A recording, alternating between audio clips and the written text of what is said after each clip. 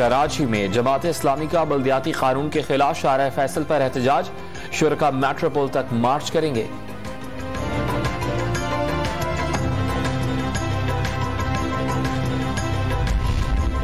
वजीर आजम इमरान खान आज भी सबसे ज्यादा मकबूल लीडर, वक्त आने दें बताएंगे इलेक्शन कैसे लड़ते हैं। फवाद चौधरी ने पीपल्स पार्टी, नून लीग और JUI इलाकाई पार्टियां करार दे दी। हमाद अजहर और परवेज खटक में तकरार की तरदीद।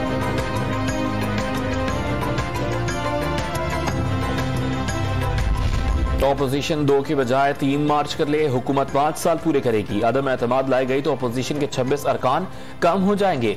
वफाकी वजीर दाखिला शेख रशीद अहमद का दावा, शहबाज शरीफ को वजीर आजम के लिए सुहाना ख्वाब करार दे दिया। मरी ना जाता तो 30-40 संवाद होती, मीडिया से गुफ्तगू।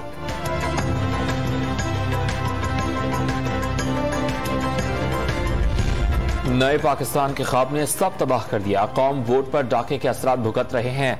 लीगी रहनुमा ख्वाजा आसिफ का सियालकोट में कारकुनान से खिताब।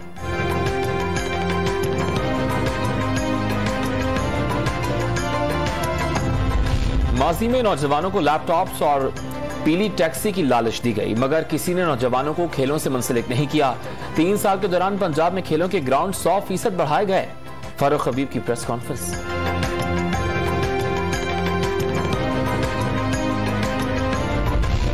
गवर्नर राज किसी की ख्वाहिश पर नहीं लग सकता। वज़ीर आला सिंध का वफाकी हुकूमत को आइन के मुताले का मशवरा।